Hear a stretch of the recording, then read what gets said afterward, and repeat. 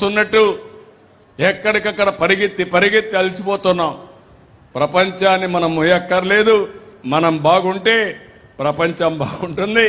ఈ విషయం కూడా మీరు గుర్తుపెట్టుకోవాల్సిన అవసరం ఉంది. నేను అందుకనే చాలా స్పష్టంగా మీరు చూశారు. కొంతమంది అంటున్నారు నేను స్వర్ణ ఆంధ్రప్రదేశ్ 2047 అన్నాను. అంటే 2047 రోజున ఇంకొక 22 ఏళ్లలో రాష్ట్రం ఒక ఆదర్శ రాష్ట్రంగా తయారు కావాలి.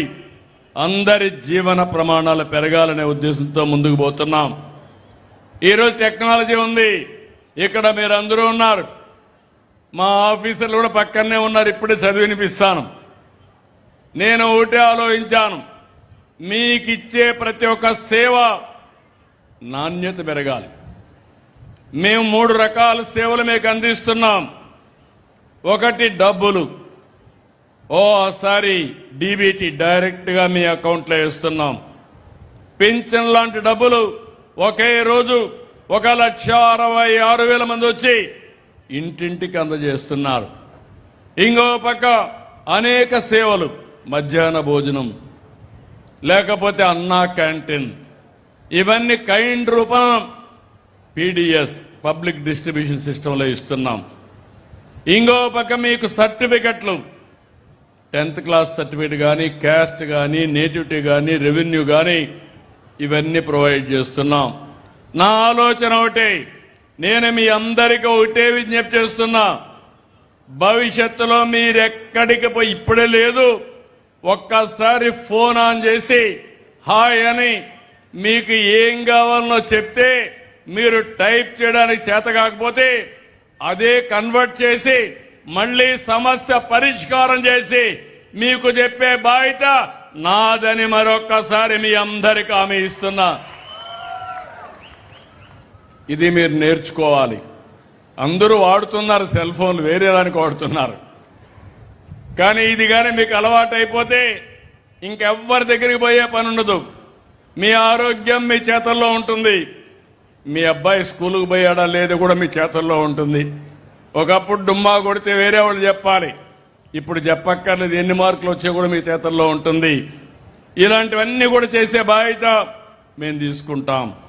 అందుకే ఈరోజు మిమ్మల్ని కోరేది, ఈ మీటింగ్ ద్వారా రాష్ట్రం అంతా ఇన్నిసార్లు నేను చెప్తున్నానంటే, నేను ఎన్నిసార్లు చెప్పినా, ఎన్నిసార్లు పేపర్లో వచ్చినా, ఓసారి లాస్ట్ మైల్లో ఉండే వాళ్ళకి రీచ్ కావాలంటే చాలా సమస్య ఉంటుంది. నేను P4 చెప్పాననుకోండి, ఇంకా చాలా మంది బిజీగా ఉండి అర్థం చేసుకోవడం లేదు, అర్హులు దాన్ని ఉపయోగించుకోవడం లేదు. ఇంకో పక్క నేను ఏదైతే సేవలన్నీ ఆన్లైన్లో ఉన్నాయంటే చాలా మంది అర్థం చేసుకోలేని పరిస్థితికి వచ్చారు. ఇంకో పక్క ఇవన్నీ ఒక ఎత్తు అయితే ఇంకోటి కూడా మీరు గుర్తుపెట్టుకోవాలి. నేను ఇవన్నీ చేయాలంటే యజ్ఞమారిగా ముందుకు పోతున్నా. మా మిత్రుడు పవన్ కళ్యాణ్ గారు అయితే పూర్తిగా సహకరిస్తున్నాడు. ఇద్దరం కలిసి నరేంద్ర మోడీ గారు దేశాన్ని బాగు చేయాలంటే మేము ఇక్కడ ఈ రాష్ట్రాన్ని బాగు చేయడం కోసం రాత్రింబగళ్ళు ఆలోచిస్తున్నాం. కానీ ఇక్కడ మేము ఎన్ని ఆలోచిస్తా ఉంటే, ఆ రోజు విధ్వంస పాలన, ఈ విషయం మీరు గుర్తుపెట్టుకోవాలి. ఎక్కడ చూసినా విధ్వంసమే. అదే గొడ్డలి పార్టీ విధానం.